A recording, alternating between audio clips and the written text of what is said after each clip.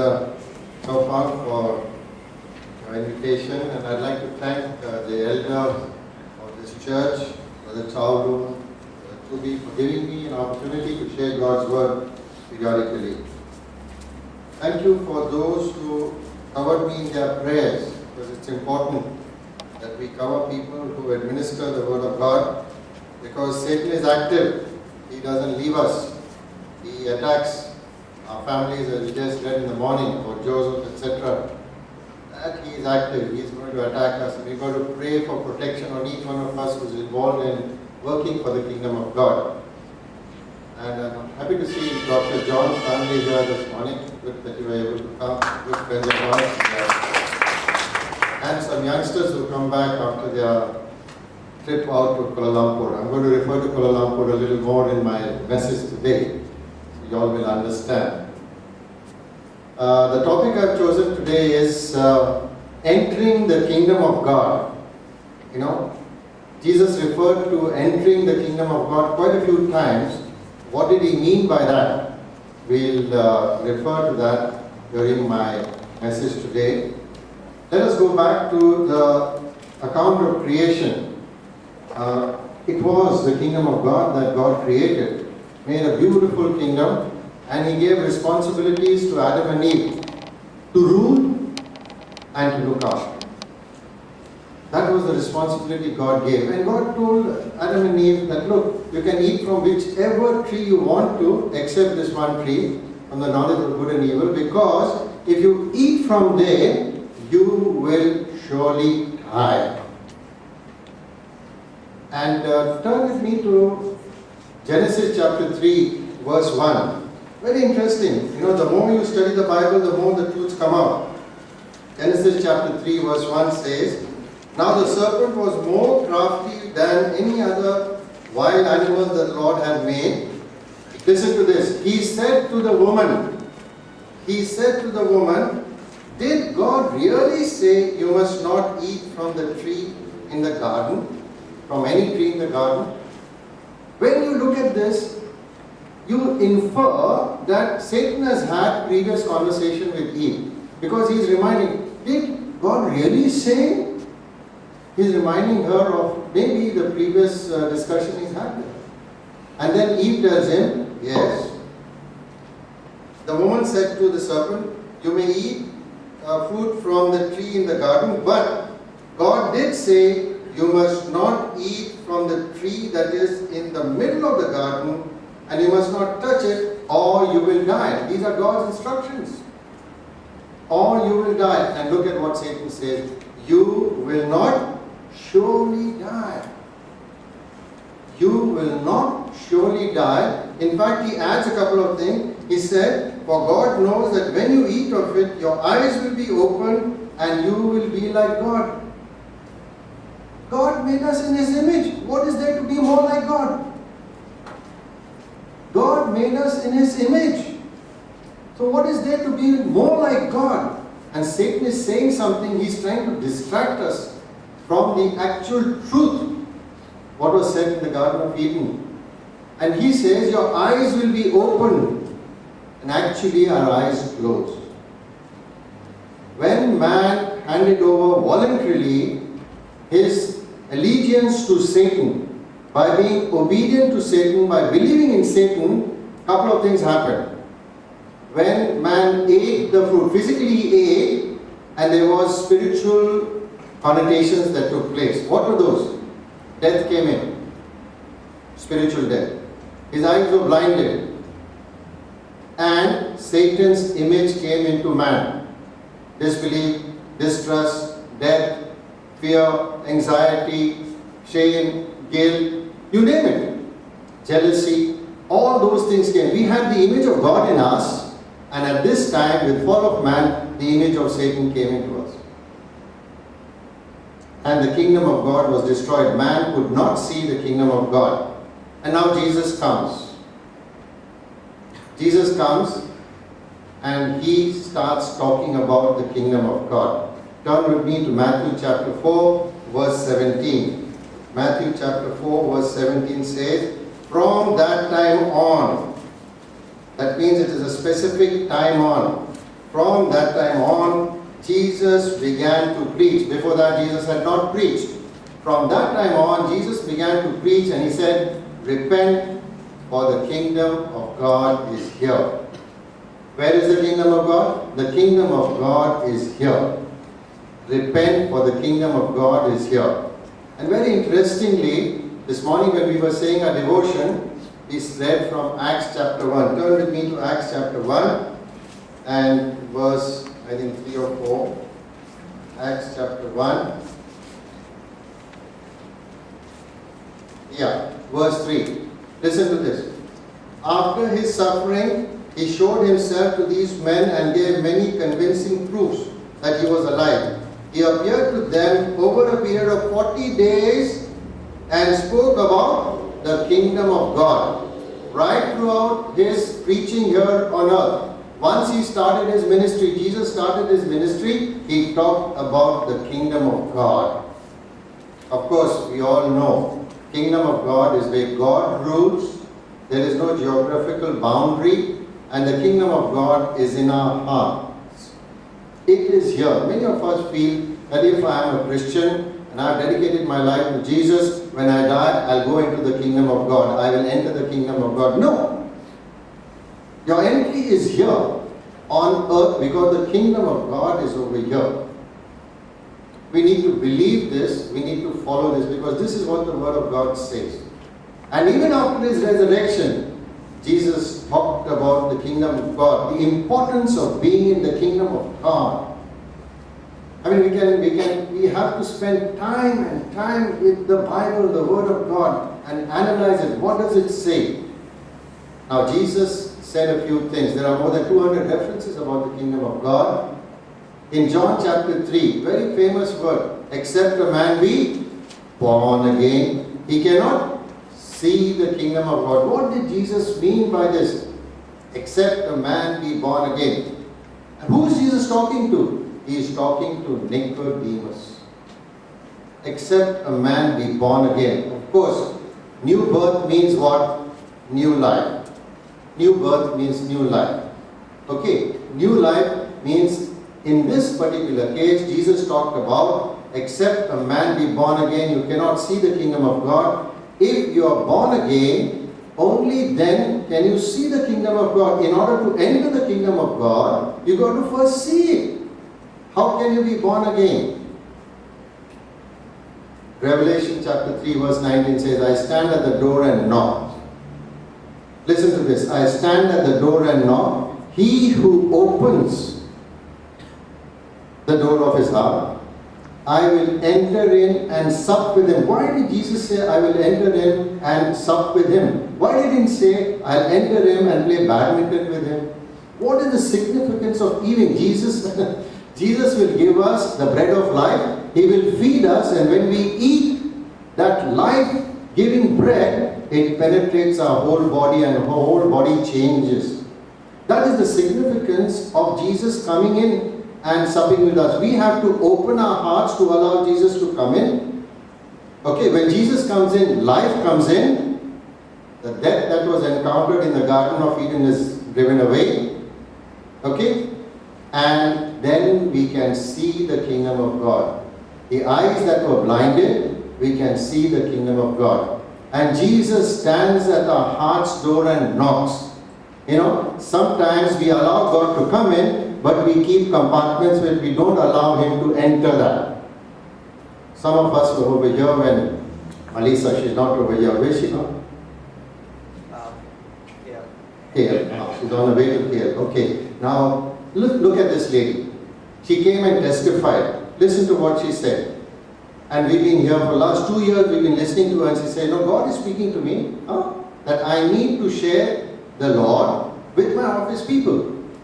For 2 years she's been talking, I need to share, but she hadn't shared. And then she had to go through an earth-shattering experience, and she said, after that I opened my mouth.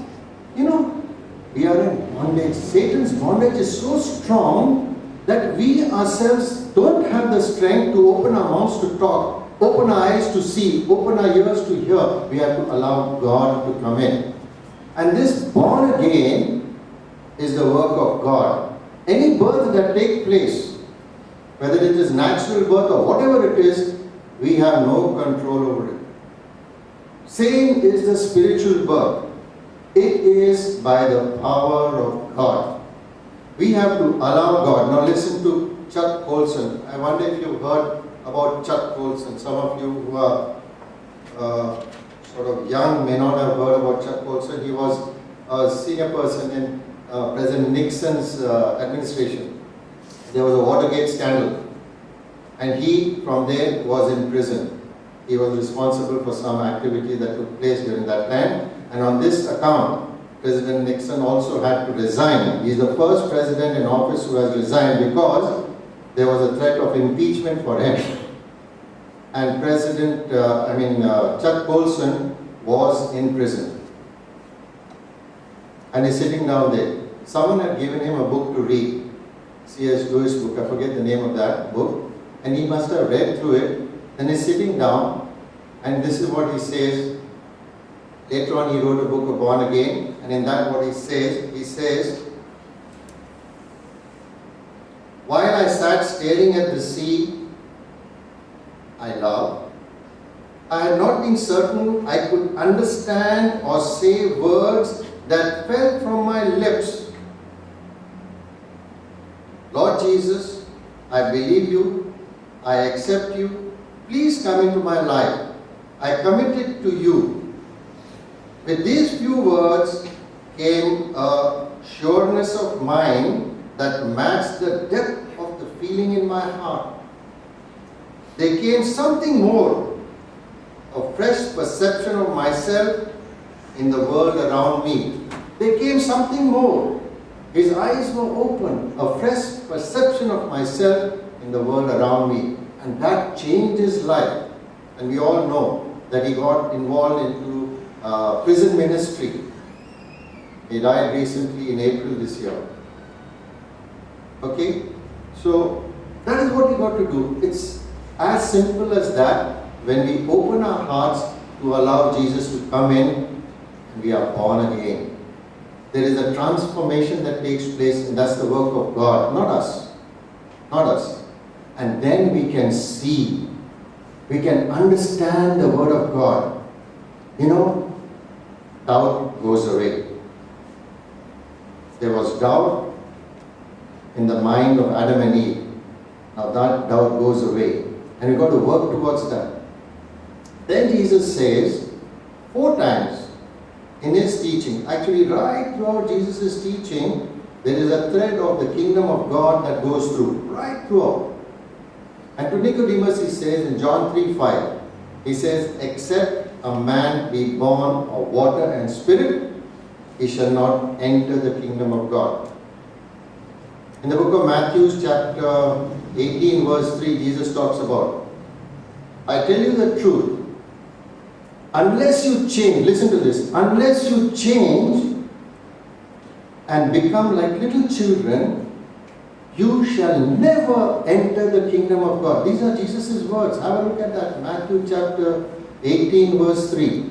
Unless you change and become like little children, you will never enter the kingdom of God. In the Sermon on the Mount, Jesus talks about, except in chapter 5 verse 20, except your righteousness surpass the righteousness of the Pharisees and the teachers of the law, you will not be able to enter the kingdom of God. And then in Matthew 7 verse 21 he says, not everyone who calls me Lord, Lord will enter the kingdom of God, but he who does the will of my Father in heaven. 3-4 times Jesus has talked about how to enter the kingdom of God. What does he mean by that? What does he mean by that? I thought about it, I started analyzing, and I said, what is it that Jesus is saying? Enter the kingdom of God, enter the kingdom of God. And then a thought came to me, I'll share it with you. If I were to come from India to Kuala Lumpur and enter Kuala Lumpur, I would land at Kuala Lumpur. I have entered Kuala Lumpur. Have I entered Kuala Lumpur? No. Why? Because I have to go through immigration. Okay? My next step is I have to have all my papers correct, and then I will be granted admission through the immigration process to enter Kuala Lumpur. Last year, one of our friends here, his wife was coming from India, Malacca, via Singapore. And we got information that she's taken off. The daughter rang up this man over here, a friend of ours, and said, yes, Mama has taken off. Okay, flight so flight would land, calculate, okay, she'll catch a bus from Singapore and come here by 11 o'clock. So this gentleman, friend of ours working in the academy, he went to the central bus station, waited. 11 o'clock, no wife. So he said maybe she's late or something. She must have got the 8 o'clock bus, came, waited till 12 o'clock, no wife. What happened? Maybe she's missed that bus, he waited till 3 o'clock, no wife. So he came back, hurried to look on his way. What happened? My wife is not there. Okay, ring up Bangalore. Yes, aircraft taken off, manifest list, Mrs. So-and-so on board the flight. Landed, safely landed in Singapore. Wait, she just disappeared. She disappeared. Later on, what had happened was we got a message, one telephone call saying, are you so-and-so? Yes, your wife is arrested and she is in the immigration department cell of being an illegal immigrant because her visa had expired. She hadn't known that her visa had expired. She came, she landed in Singapore, but she hadn't entered Singapore. Okay, then of course we got help, this, that and the other, and we released her from that cell, and she was crying and she was saying that, look, where am I? I'm not an illegal immigrant. I have my passport, of course it's expired, there was some misunderstanding. That is entry. If your papers are correct, you enter Kuala Lumpur. Okay, now I've passed immigration, I've entered Kuala Lumpur. Have I entered? No. I'm still the other side of immigration. What next? Now I have to take a taxi or a bus and maybe come to Puduraya. Okay, I take a taxi and a bus or something and I come to Puduraya. Have I entered Kuala Lumpur? All in Kuala Lumpur will laugh and say, hey, you are just at Puduraya, man. Where have you entered? What do I have to do? I have to get inside Kuala Lumpur. I have to know the people. I have to know the different routes where it goes, what happens, what food they eat, how they live, what language they speak. I have to know the culture. It takes time for me till I become a Kuala Lumpurian, if I may say so. This is what now I correlate. Pay attention. Okay, we are born of the Spirit, born of the water. Jesus said, except a man be born of Spirit and born of water, you shall not enter the kingdom of God. And he is speaking to Nicodemus. And later on we know in John chapter 3, if we have time to study that, we should study it. He said, Nicodemus, you don't understand this? Huh? You are a teacher. You are a teacher of the law. The Old Testament talks about this water and spirit. Water is referred to as cleansing, purification. Water is used by priests in so many actions of theirs. They clean themselves, etc., before they enter the presence of God. Don't you know about it? And spirit is used for transformation. Transformation that takes place. 377 times in the Old Testament, the mention is made about the Spirit, the breath of God, the wind, the Spirit itself. And 51 times it's made in the book of Isaiah and 52 times in the book of Ezekiel. Turn with me to Isaiah chapter 44 and verse 3. What does it say? Isaiah chapter 44 talks about,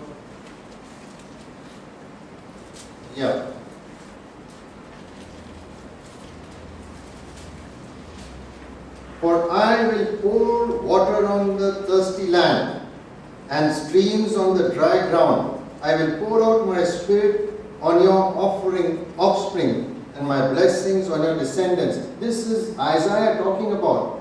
Come unto me. Jesus also said, and springs of water, living water will flow from you.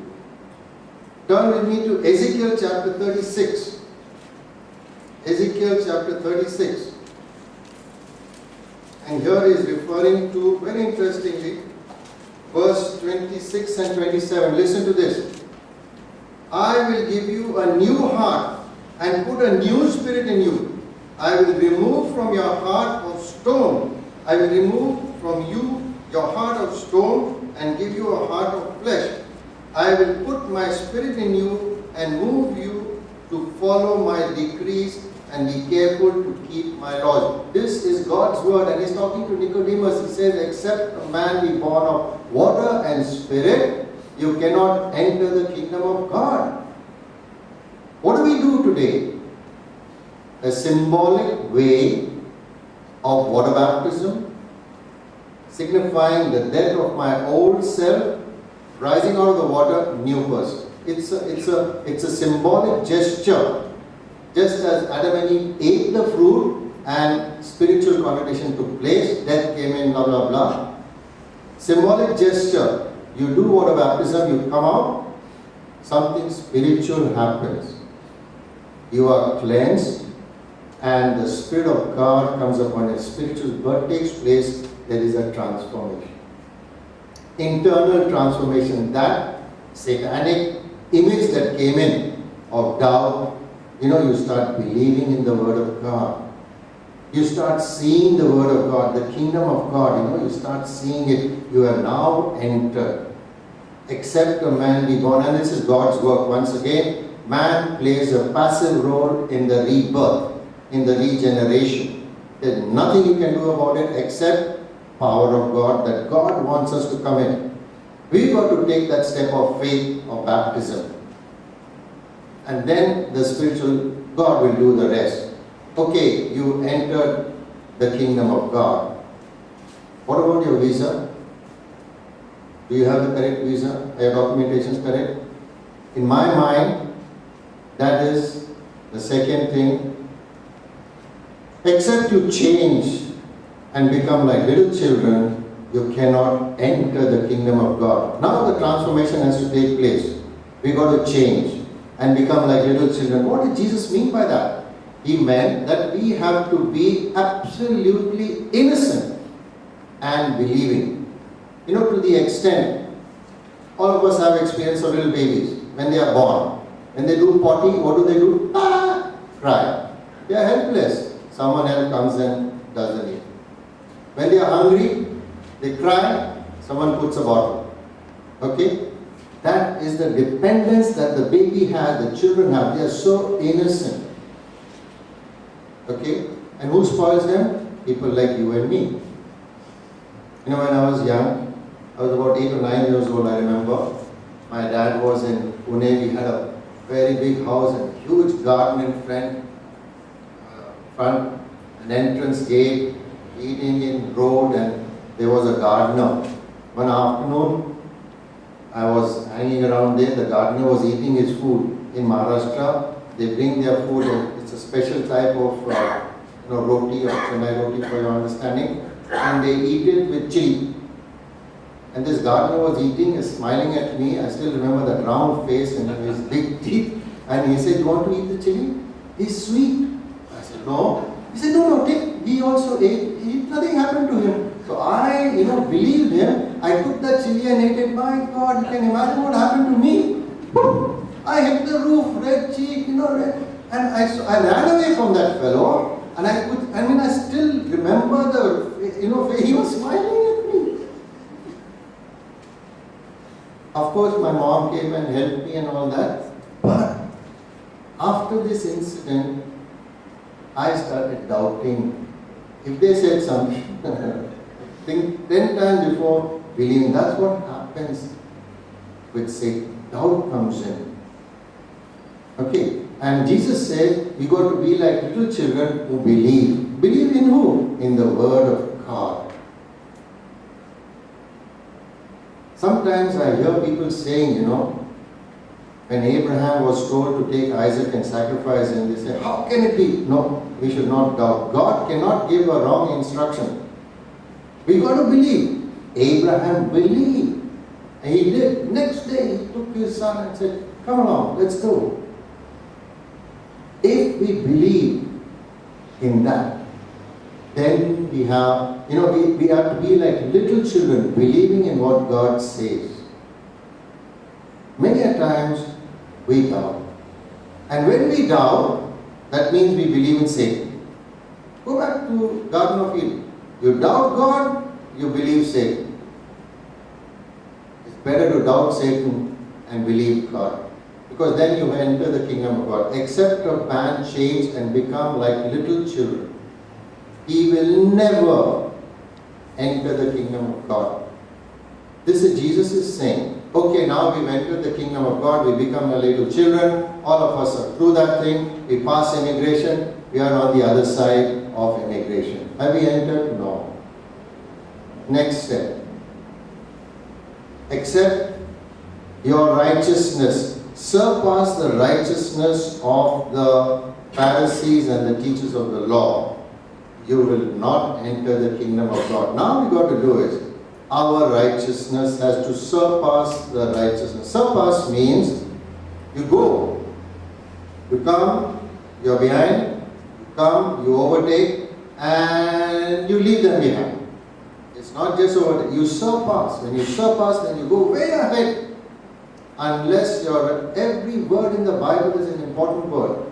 Unless your righteousness, what type of righteousness is this? You see, the Pharisees' righteousness was external righteousness. Pray at certain times, give your tithe, give your offering, offer the word of prayer that is to be said, wear those clothing, have everything tied up in your head, hands, etc., etc., walk properly, decently, dignified, righteous people. Jesus said no. The righteousness is in your heart.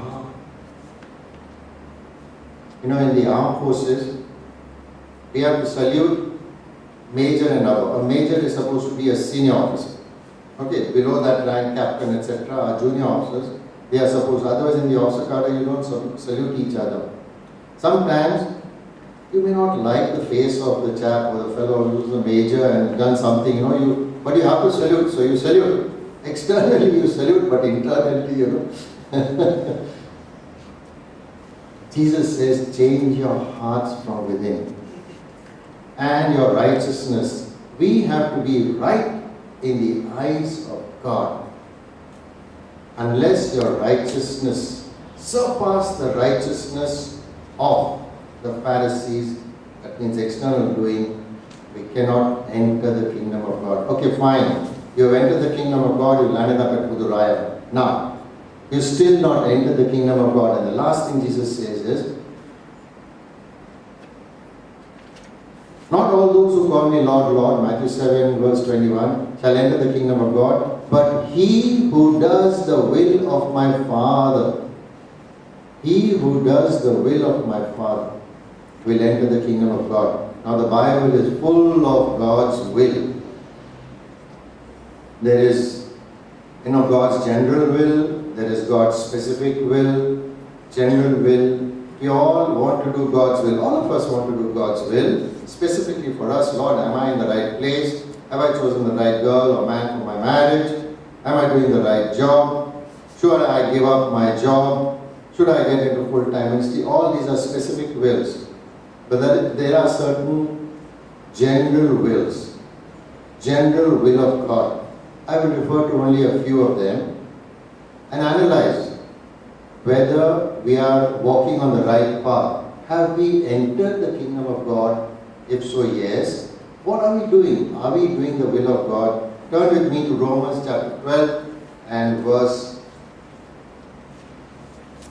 16 to 18.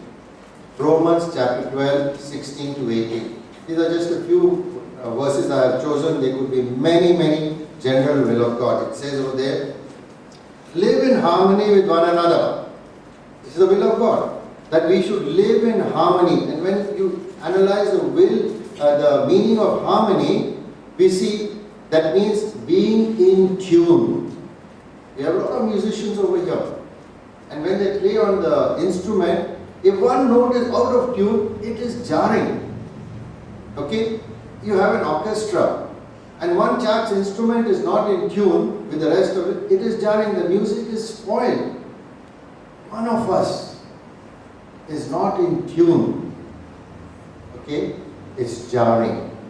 It is not good. And God and Jesus is saying, we must live in harmony with one another. Daily we have difficulties. Daily we have difficulties, and there's a barrier that comes up. The harmony is broken. Live in harmony. That's the will of God. Live in harmony with one another. Do not be proud. All of us are proud. Pride is a quality of the world. It's not the quality of the kingdom of God, and therefore you've got to, get rid of pride. When we enter the kingdom of God, you see, the last thing that leaves us is pride. When we fall, the first thing that comes back is pride. We've got to be careful. Live in harmony with one another. Do not be proud. You've got to be humble. Jesus has demonstrated that, and there are a lot of messages on humility. Jesus, in Philippians chapter 2, he says, though being, in nature God, did not consider himself equality with God. Never. He considered himself as nothing because, listen to this, because he was in nature man. Man is nothing. And that is how we need to understand ourselves. We have to be humble people, not proud. God's will says, but willing to associate with people of low position. I'm coming from a background where there is a hierarchy. Okay, we have different hierarchical structure. And I was told once that, look, Don, you don't relate to people more than 2 ranks below you. Okay, if I'm at this rank, 1 rank below, 2nd rank below, there may be others below me. I don't relate to them. They are people of low position. That was the background with which I was brought up in the armed forces. You don't relate to people of low position. When I was in Nalia, God had to break that. I landed up there as the boss. Car with a flag, red light, zwing. Okay. And I went to church. Who was sitting next to me? My sweeper.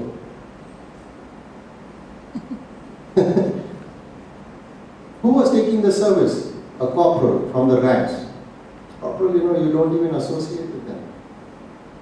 Will of God is, you relate to people of, I had to be broken over there to relate and associate with low people.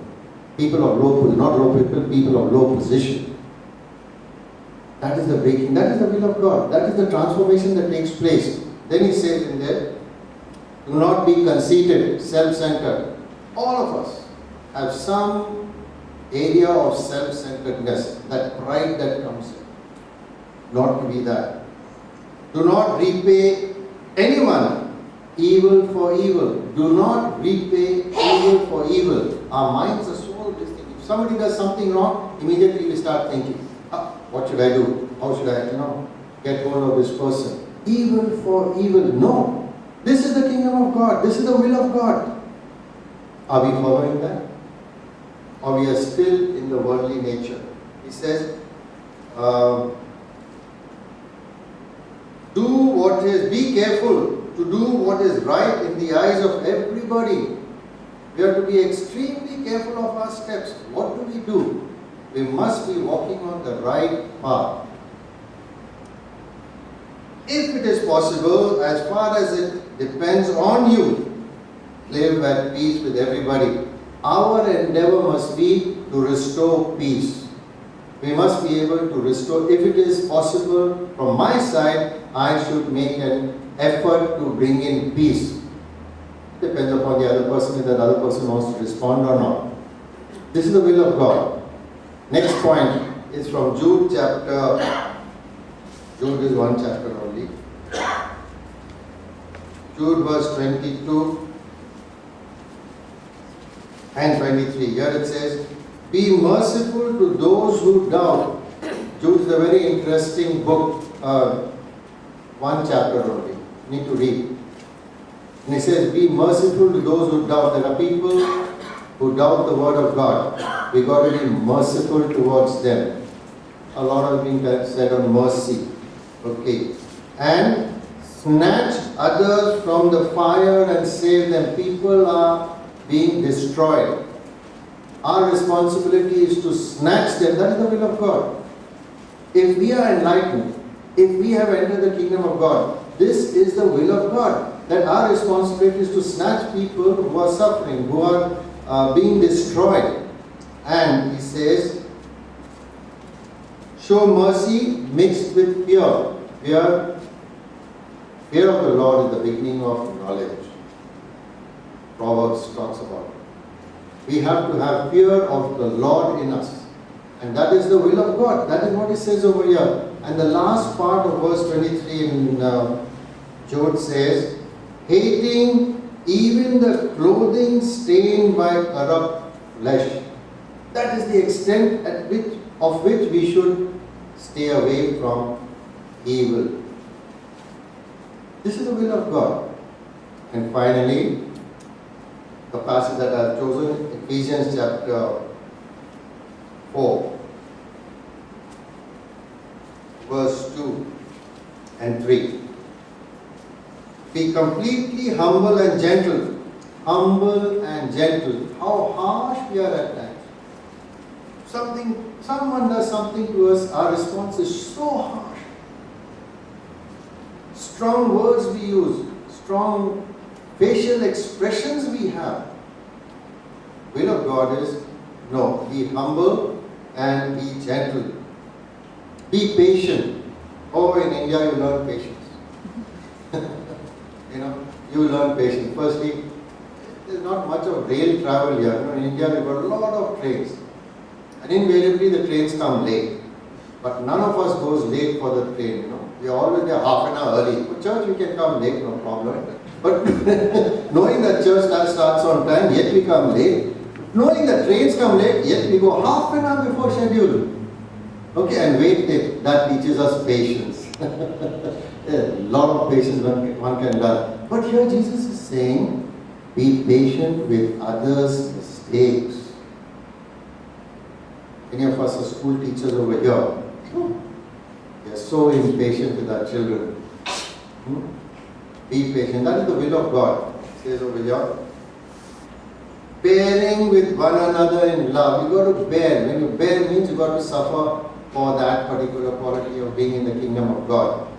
And make every effort to keep unity in the spirit through the bond of peace. Unity is what is required. You have to have unity amongst the kingdom. In the kingdom of God, there has to be unity. If there is division, Satan is at it. Lots for us to study about the kingdom of God. Not everyone who calls me Lord, Lord will enter the kingdom of God. Till such time I become a Kuala Lumpurian. I am not a Kuala Lumpurian. Till such time I become a kingdom of Godian, or whatever you may call it. It takes time. Now when we hear this, we think, like the disciples thought.